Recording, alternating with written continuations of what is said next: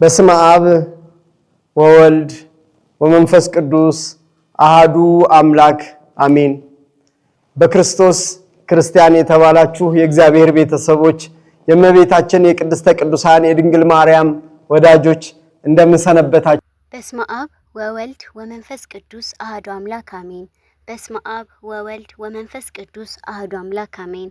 በስመ አብ ወወልድ ወመንፈስ ቅዱስ አሐዱ አምላክ አሜን። የተወደዳችሁና የተከበራችሁ የእግዚአብሔር ቤተሰቦች የእናታችን የቅድስት ድንግል ማርያም የቃል ኪዳን ልጆች በልዑል እግዚአብሔር ፍጹም ሰላም እንደምን ቆያችሁ? እንደምን አመሻችሁ? አሜን። የአምላካችን እግዚአብሔር ስሙ ለዘላለም የተመሰገነ ይሁን።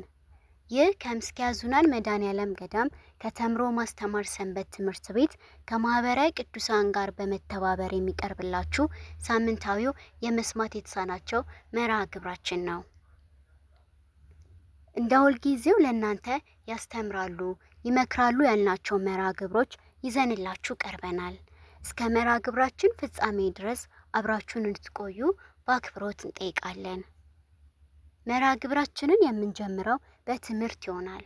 እግዚአብሔር አምላክ ለመምህራችን ተናጋሪ አንደበት ለኛም አስተዋይ ልቦናን እግዚአብሔር አምላክ ያድለን። ወደ ትምህርቱ። በስመ አብ ወወልድ ወመንፈስ ቅዱስ አሐዱ አምላክ አሜን። በክርስቶስ ክርስቲያን የተባላችሁ የእግዚአብሔር ቤተሰቦች የእመቤታችን የቅድስተ ቅዱሳን የድንግል ማርያም ወዳጆች እንደምን ሰነበታችሁ? እግዚአብሔር አምላካችን በሰማይ በመላእክቱ በእኛ በልጆቹ ስሙ ለዘላለም የተመሰገነ ይሁን። እንደ እግዚአብሔር ቅዱስ ፈቃድ ባለፉት ሳምንታት ስንማር የነበረው ስለ ድንግል ማርያም ስደት ነበረ። ዛሬ ክፍል 4 እናያለን። የባለፉትን ክፍል 3 ትምህርቶችን ማግኘት ከፈለጋችሁ እዝነ ልቡና በሚል ዩቲዩብ ላይ ስለሚጫኑ ስለሚደረጉ ስለሚቀመጡ እዛ እንድትመለከቱ እጋብዛለሁ። እዝነ ማለት ጆሮ ማለት ነው። መስማት የተሳናቸው የልቡና ጆሮ ነው ያላቸው። ስለዚህ ዩቲዩቡ የልቡና ጆሮ ተብሎ ተሰይሟል። መስማት የተሳናቸው አካላዊ ውጫዊ ጆሮ ባይኖራቸውና ባይሰሙም በልቡና ጆሮ እየሰሙ የእግዚአብሔርን ቃል እየተከታተሉ የሚማሩበት ዩቲዩብ ነው። ዛሬ ክፍል 4 ስለ እመቤታችን በበረሃ የቆየችበትን ታሪክ እንመለከታለን።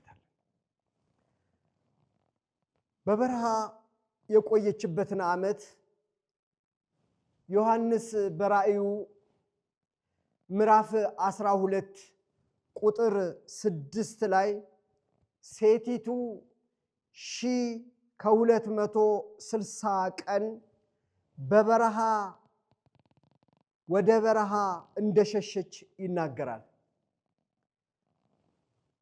በረሃ የፀሐዩ ግለት፣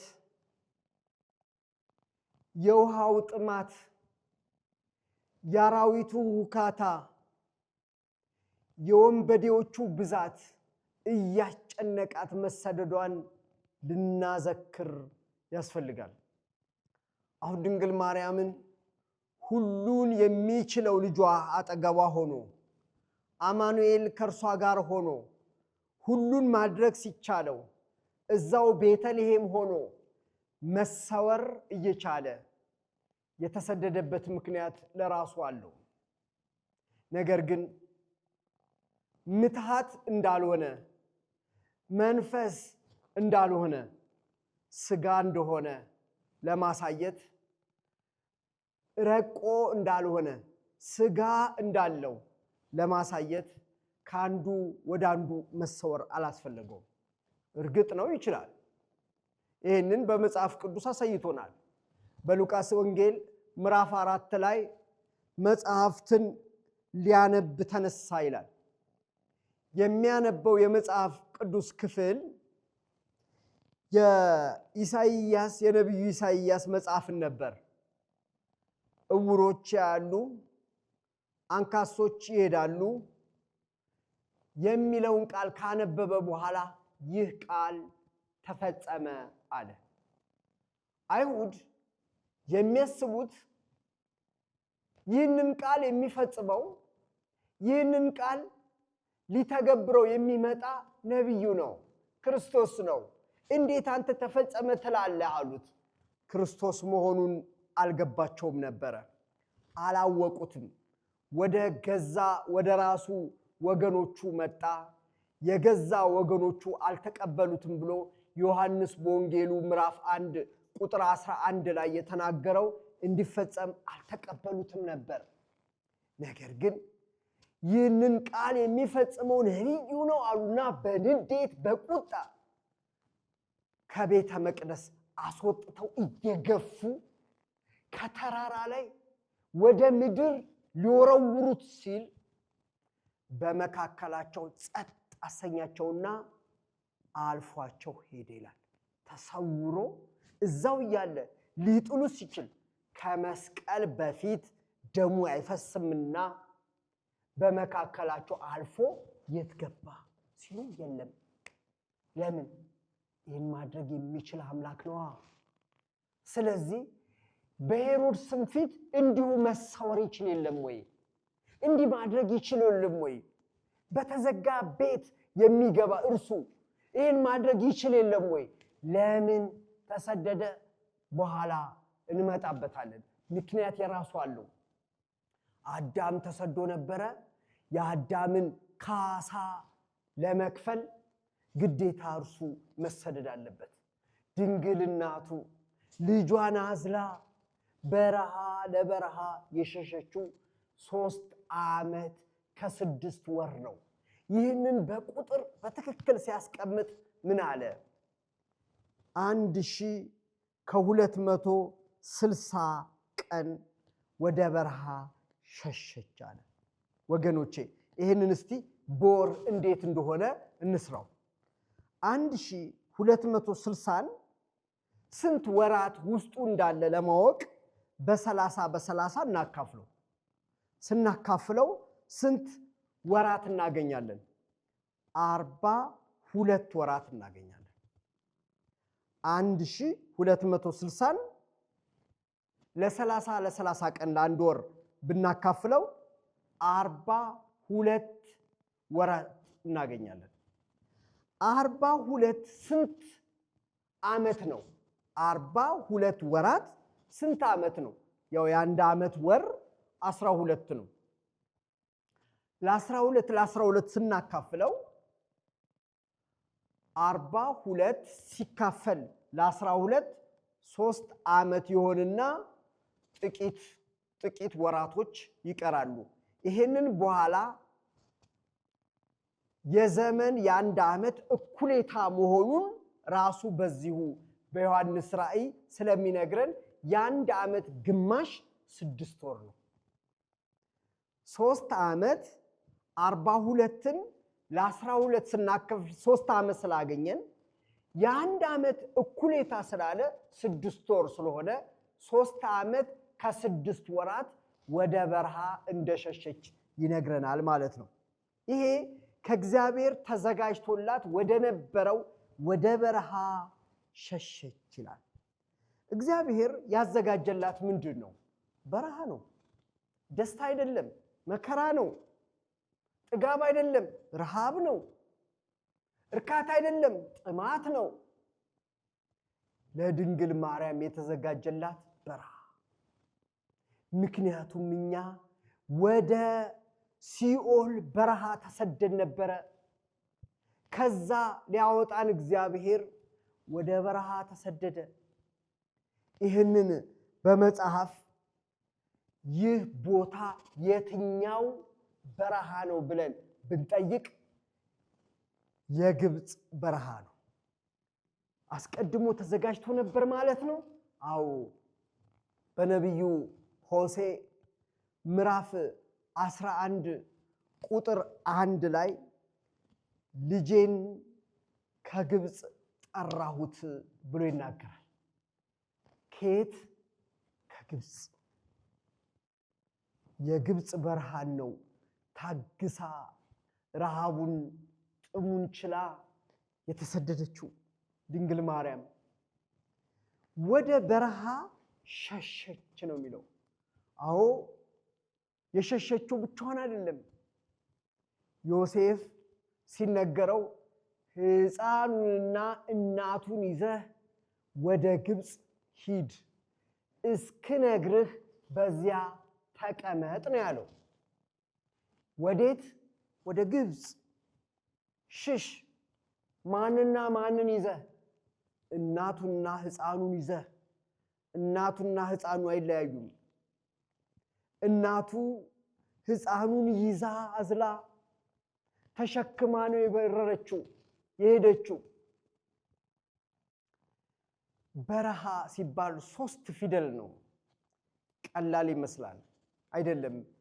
እንኳን 3 ዓመት ከ6 ወር አይደለም፣ የአንድ ቀን መንገላታት፣ የመኪና መዘጋጋት፣ የሰው ቆሞ መዋል አድካሚ ነው።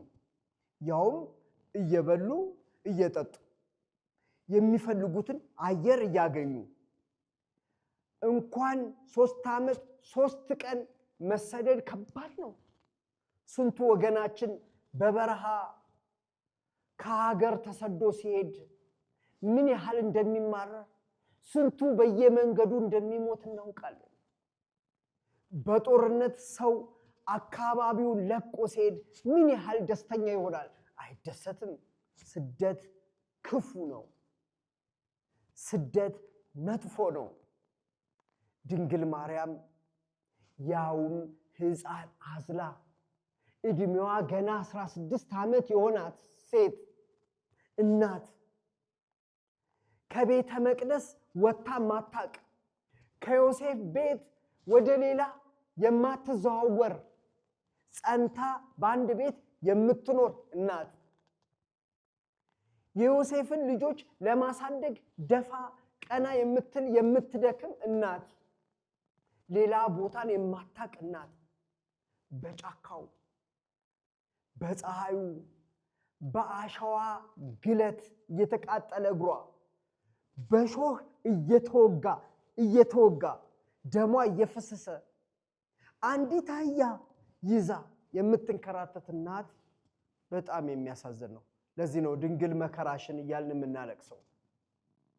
ለጥቂት ስናስበው በእኛ ላይ ካልደረሰ ቁስሉን አናውቀው። የድንግል ማርያም ስደት በጣም የሚያሳዝን ነው። ምክንያቱም ከእርሷ ጋር የተሰደዱት 2 ትልልቅ ናቸው፣ ዮሴፍና ሰሎሜ። ሰሎሜ ዘመዷ ናት፣ ዮሴፍ ዘመዷ ነው። ዘመድ ካልሆኑ ጥለዋት ይሸሻሉ። ስለዚህ አብረዋት እንዲሄዱ ያደረገው እግዚአብሔር ፈቅዶ ነው።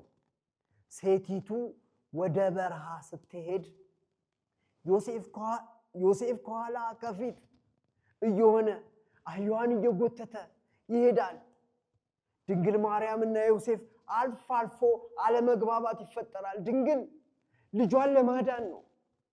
ዮሴፍ ደግሞ ሰው ይረዳናል፣ ሰው ባለበት በሰው መካከል በሰው ሰፈር እንሂድ፣ አንድም ለልመና ይመቻል፣ ውሃ ስጡን፣ ምግብ አጠረን ብሎ ለመለመን ይመቻል።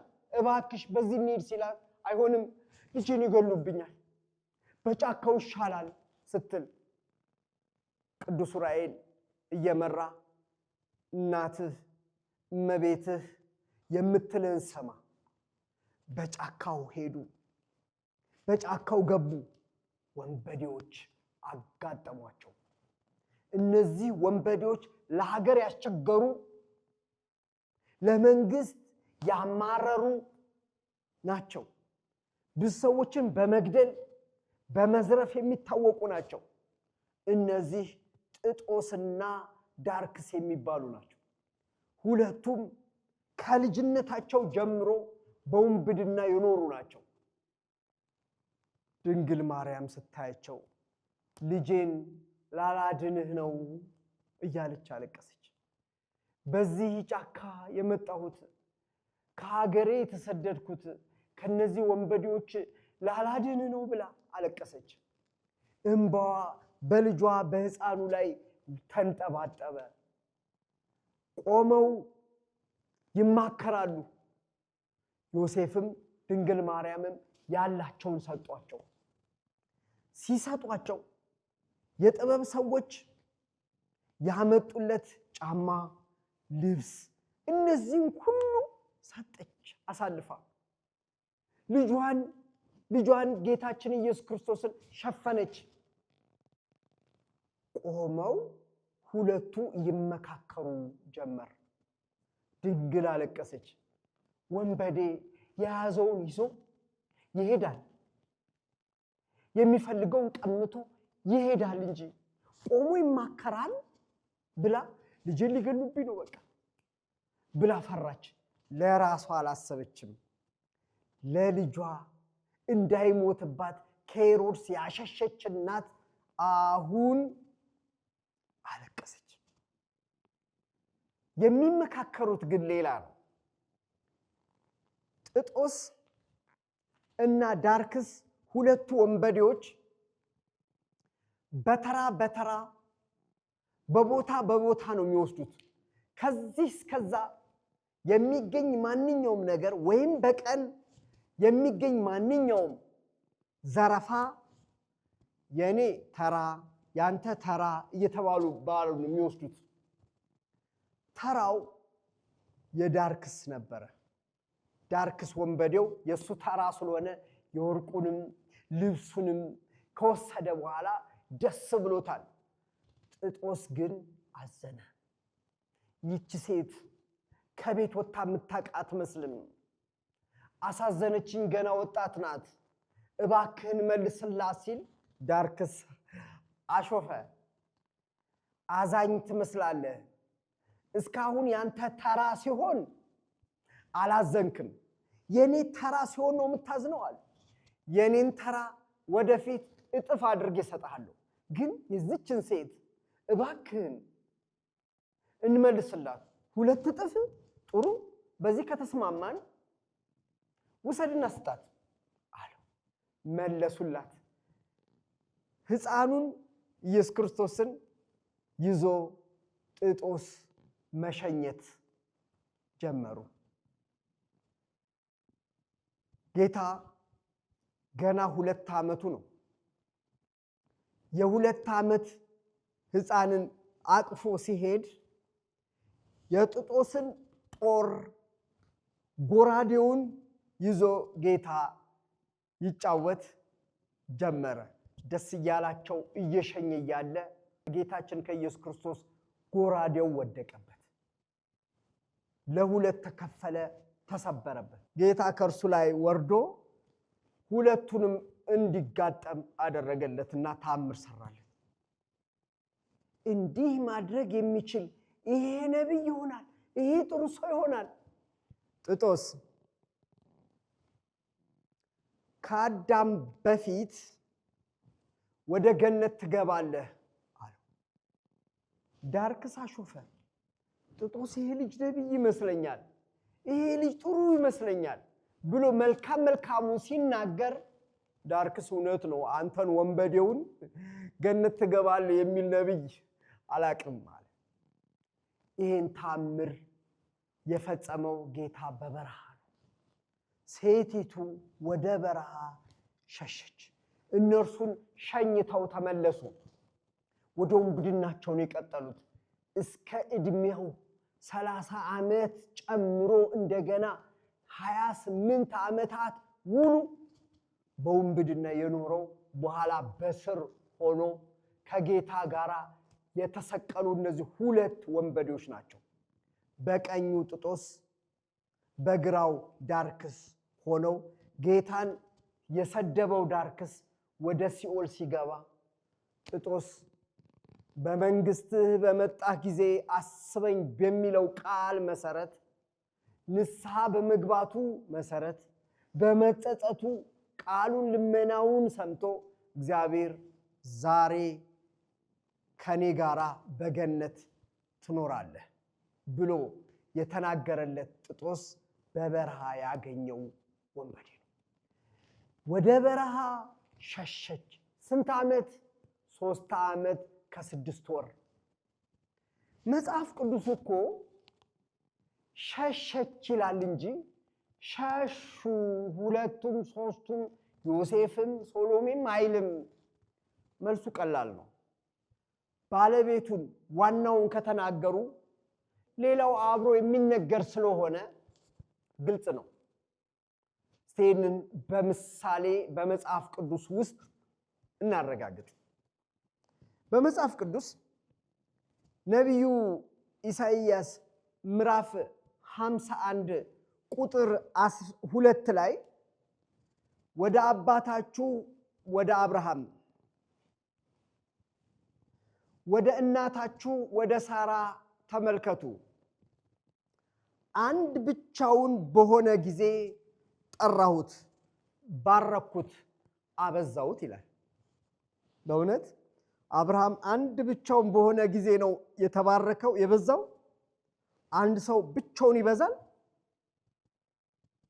ብቻዋን ሸሸች ብሎ ሲናገር አብሮ ከሷ ጋር ያሉትን በዋናው መናገር የመጽሐፍ ቅዱስ ልምድ መሆኑን እንድታውቁ። አብርሃም ብቻውን ጠራሁት አበዛሁት ሲል ከርሱ ጋራ የሄዱ ታሪኩን መጽሐፍ ቅዱስም ማንበብ ነው። አብርሃም ብቻውን አልተጠራም። አብርሃም ሲጠራ ሚስቱ አብራለች።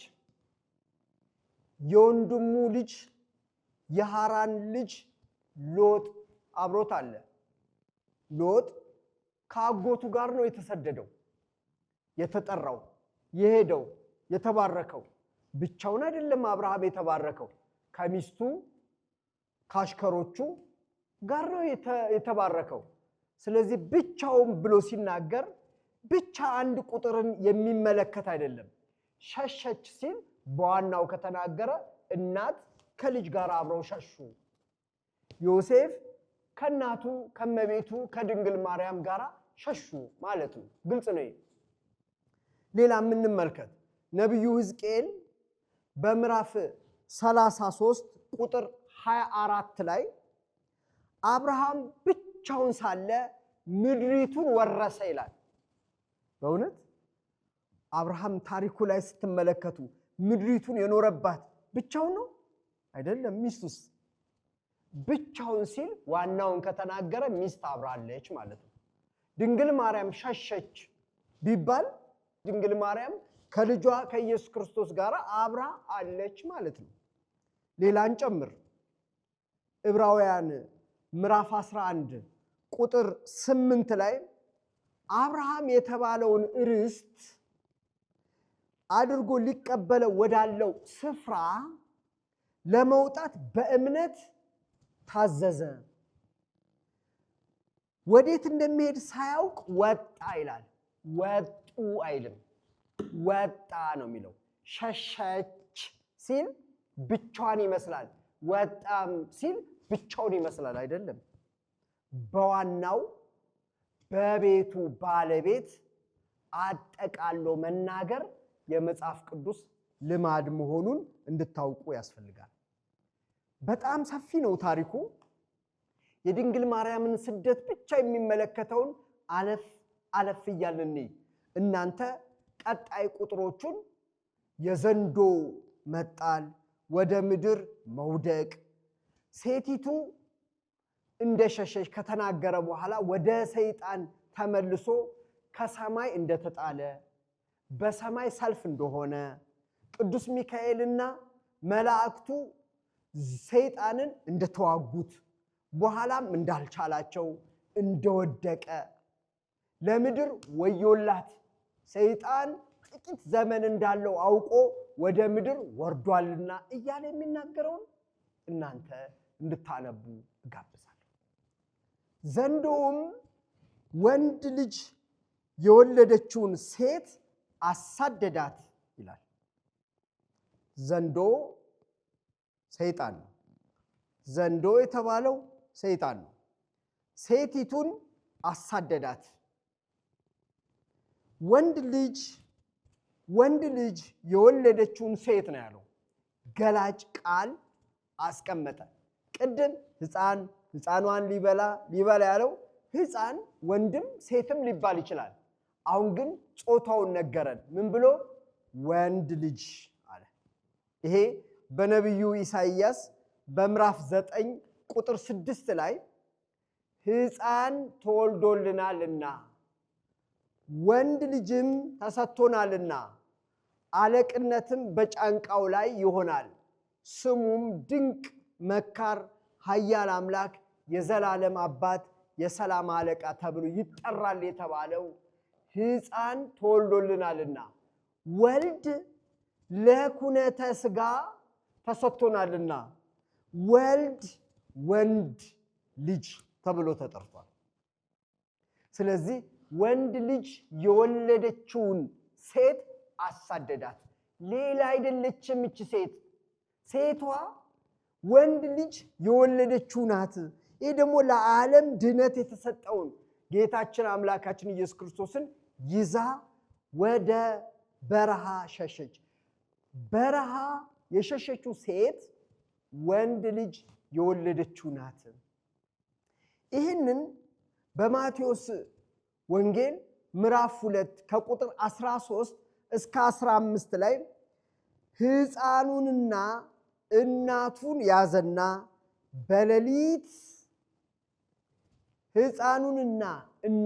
ያዘና በሌሊት ከጌታ ዘንድ በነቢይ ልጄን ከግብፅ ጠራሁት የተባለው ይፈጸም ዘንድ ወደ ግብፅ ሄደ። ሄሮድስ እስኪሞት በዚያ ኖረ። በበረሃ የኖረው ሴቲቱን ይዞ ነው። ሴቲቱ ሕፃኗን ይዛ ወደ ግብፅ ነው። በረሃ እያለ የተናገረው መጽሐፍ ቅዱስን ከመጽሐፍ ቅዱስ ጋር አነጻጽረንና አወዳድረን የምንረዳው እውነት ድንግል ማርያም ወደ ግብፅ በረሃ መሰደዷ ነው። ለምን ተሰደደች? ስለ ጽድቅ፣ ስለ እውነት። እውነት ምንድን ነው? የእኛ መዳን፣ የእግዚአብሔር የዓለምን ማዳን። ቅዱስ ገብርኤል ካንቺ የሚወለደው የእግዚአብሔር ልጅ ነው፣ እርሱም ሕዝቡን ከኃጢአታቸው ያድናቸዋል ተብሎ የተነገረውን ያመኑ ዮሴፍ እና ድንግል ማርያም የዓለም ድነት፣ የዓለም ከኃጢአት መውጣት ያሳስባቸዋል። የዓለምን መዳን እውነትን የሆነውን ኢየሱስ ክርስቶስን እኔ እውነት ነኝ የሚለውን እርሱን ይዛ ተሰደደች።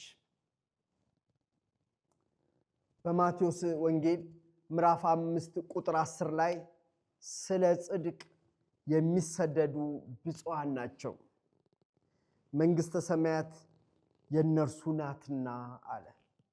ስለ ጽድቅ ነው የተሰደደችው ድንግል ማርያም። ለራሷ ለሥጋዋ ፈርታ አይደለም፣ እውነት የሆነውን ኢየሱስ ክርስቶስን ይዛ ነው የተሰደደችው። ስለ እውነት ነው የተሰደደችው። በዚህ ምክንያት ሄሮድስ የቤተልሔምን ሕፃናት አስገድሏል፣ ደም አፍስሷል፣ ተቀጥቷል። ጌታችን ኢየሱስ ክርስቶስ ግን እኛን ለማዳን ከእናቱ ጋር ተሰደደ። ይህ ስንት ዘመን ነው የሚለውን ዮሐንስ በራእዩ ምዕራፍ 12 ቁጥር 14 ላይ ቅድም ስንነጋገር የነበረውን ዘመን በትክክል አሁን ሊያስረዳን ጀመረ። ቁጥር 14 እንደዚህ ይላል፣ አንድ ዘመን ዘመናትም የዘመናትም እኩሌታ ይላል። ስንት ዘመን? አንድ ዘመን አንድ ዓመት ነው። ዘመናት ያለው 2 ዓመትን ነው። ከአንድ በላይ የሆነ ዘመን ዘመናት ይባላል። ዘመን ለአንድ ቃል ነው።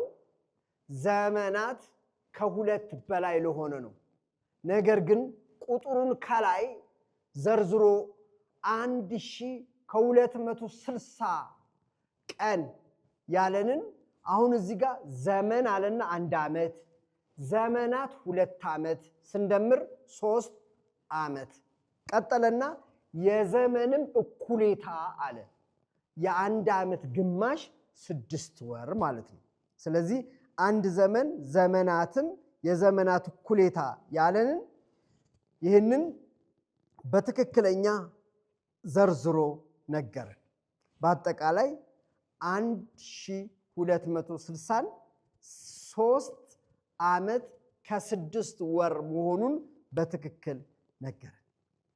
ሴቲቱ አንድ ዘመን ዘመናትም የዘመናትም እኩሌታ እንድትበር 2 የታላቁ ንስር ክንፎች ተሰጣት ይላል።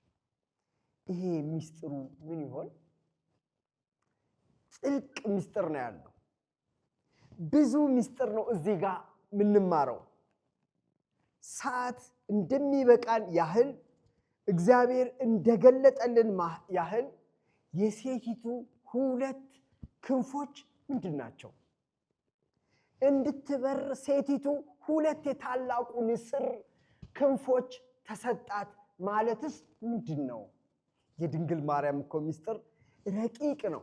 ስለ ድንግል ማርያም መጽሐፍ ቅዱስ ሲናገር በተለያየ ምሳሌ ነው። ስሟን አይጠቅስም፣ ነገር ግን ስለ ድንግል ማርያም በጥልቅ ይናገራል።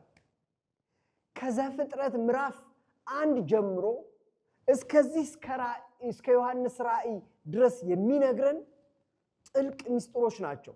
ስለዚህ ሴቲቱ እንድትበር አለ። በእውነት አሁን በስዕል ክንፍ አድርገን እንሳላት ማለት አይደለም፣ ምሳሌያዊ አነጋገር ነው።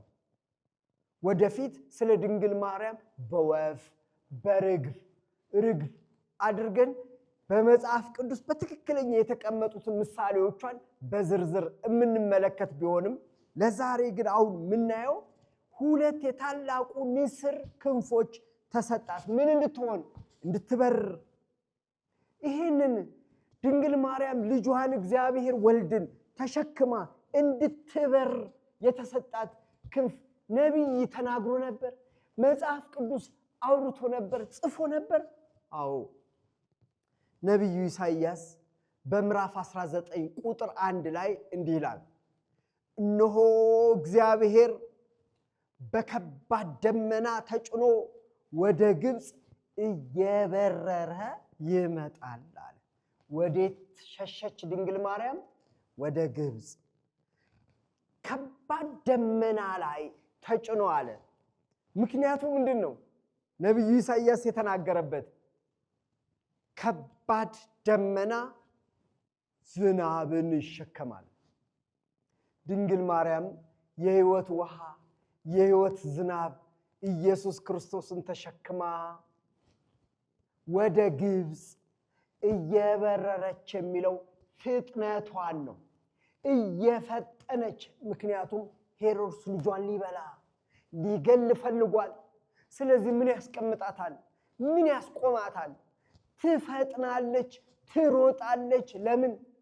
እንቅፋት እየመታት ደሟ እየፈሰሰ እሾህ እየወጋት ይሄን ሁሉ ታግሳ ወደ ግብፅ እየበረረች ሄደች።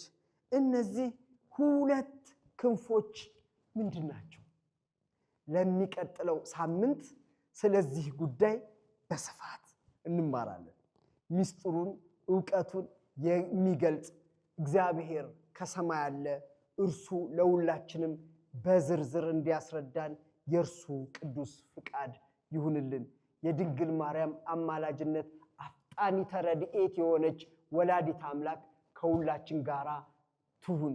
እርሷን አስበን አዘክሪ ድንግል ረሃበ ወጽማ እያልን ረሃቡንም ጽሙንም እንድታሳስብልን ድንግል ማርያም ከልጇ እንድታማልደን የእርሷ መልካም ፈቃድ ይሁንልን። በአማላጅነቷ አትለየን፣ ይቆየን። ለመምህራችን እግዚአብሔር አምላክ ቃለ ሕይወትን ያሰማልን፣ ቃለ ሕይወትን ያሰማልን። አሜን። እንኳን ለአራተኛው ሳምንት የእመቤታችን ጾም በሰላም አደረሳችሁ አደረሰን። ባለፈው ሳምንት የእመቤታችን ታምር ተመልክተናል። ዛሬ ደግሞ እመቤታችን በስደት ጊዜዋ ያጋጠማትን ነገር በትንሹ እንንገራችሁ። የእመቤታችን ለቅሶ በወንዝ ማዶ። እመቤታችን ከዮሴፍና ከሰሎሜ ተለይታ ልጇን ይዛ ወንዝ ተሻግራ ብቻዋን ተቀመጠች። ከመከራዋ ብዛት የተነሳ በጣም አለቀሰች። እንዲህም አለች፣ ሞሳርና ግብጽ ማደሪያ ሆነዋል። ይሁዳና ቤተልሔምን የት አገኛቸዋለሁ? እኔ በተወለድኩበት ሀገር በሊባኖስ ተራራ የሚኖሩ ሰዎች ብፁዓን ናቸው። በኪስባር የሚኖሩ ሰዎች ሰውነቴን አስጨነቋት። የንፍታሌምና የዛብሎን ልጆች ባካችሁ ስለደረሰብኝ መከራ አልቅሱልኝ፣ ተጨንቅ ያለሁና የገሊላና የቁስጥንጥንያ ልጆች ልታዩኝ አይገባም። እንባዋን እንደ ጎርፍ እያፈሰሰች አለቀሰች። ልቧ በሐዘን ተቃጠለ። ዮሴፍ ከሩቅ ሆኖ ይመለከታት ነበር። ሊያረጋጋት በሄደ ጊዜ በእግዚአብሔር ስም ወደ እኔ አትምጣ አለችው። በድንጋይ የተቀጠቀጠችውንና በጅራፍ የተገረፈችውን ግርፋት ስታስብ መረጋጋት አልሆንልሽ አላት። በሐዘን ላይ ሐዘን፣ በለቅሶ ላይ ለቅሶ ጨመረች። ዮሴፍም እጅግ ተበሳጨ። ከእመቤታችን ጋር ከሚቀበለው መከራ በላይ የእመቤታችን አለመረጋጋት በብስጭቱ ላይ ብስጭት ጨመረበት። በመከራው ላይ ሌላ መከራ ሆነበት። ትዕግስቱን ጨረሰና መከራውን በሞት ለመገላገል አሰበ። ታንቆ ይሞት ዘንድ ገመድ ወስዶ በእንጨት ላይ አሰረና አንገቱን አስገባ። መልአክ ወርዶ ከዮሴፍ አንገት የገባውን ገመድ ቆረጠው። ዮሴፍንም እንዲህ አለው፣ የዳዊት ልጅ ዮሴፍ ሆይ ለምን ትበሳጫለህ? የሰማይና የምድር ፈጣሪ ጌታን የታቀፈች እመቤታችን ከዓይኖቿ እንባን ስታፈስ አታያትምን? ታንቀ በመሞት ይህን ዓለምና የወዳኛውን ዓለም እንዳታጣ ታገስ። መልአኩ ዮሴፍን ካረጋጋ በኋላ ወደ እመቤታችን ሄዶ ሰገደላትና ሰላምታ ካቀረበላት በኋላ እንዲህ አላት፣ የዳዊት ልጅ ማርያም ሆይ ይህን ያህል ሐዘን ለምን ታዝኛለሽ? ይህ ሁሉ ድካምሽና ሐዘንሽ ይረሳል። ዮሴፍ ስለ አንቺና ስለ ልጅሽ ቤቱን፣ ንብረቱን፣ ዘመዶቹን ትቶ በበረሃ የተንከራተተ ነው። ለምን አልረጋጋም ትዋለሽ? መልአኩ እመቤታችን ዮሴፍና ሰሎሜን አገናኝቷቸው ሄደ። ጉዞ ወደ ምድረ ጋድ። ይህን ሀገር ለቀው ሰማይ ከማይኖርባት ጋድ ከምትባል ሀገር ደረሱ። ጋድ የምትባለው ሀገር መልካም ሆና ሳለች በውስጧ ውሃ አልነበረም።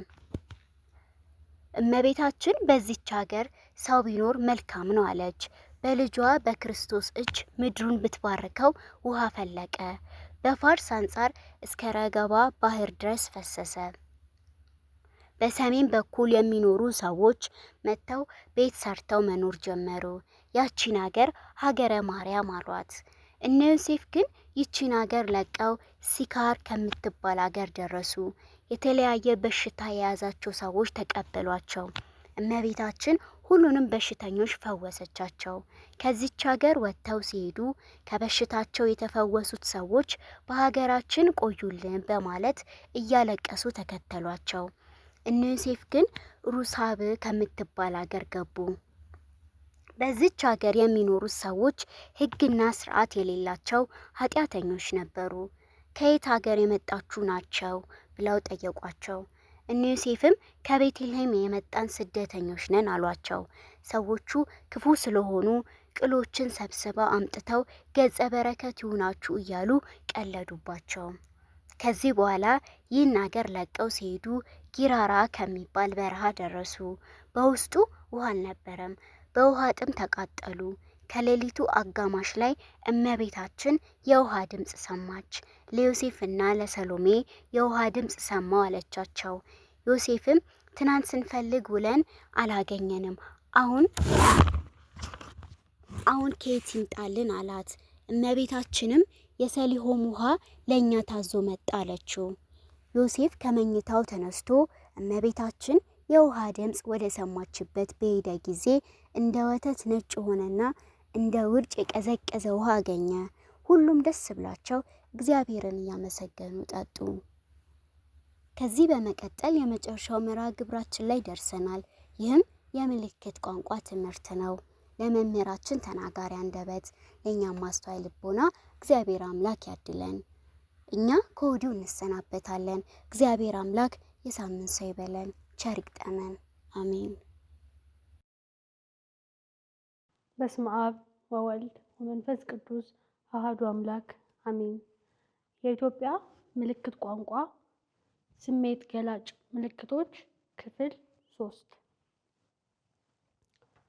መጣፈጥ መጣፈጥ ወይም ጣፋጭ ጣፋጭ መጠራጠር መጠራጠር ወይም መጠራጠር መጠራጠር መኩራት መኩራት መኩራት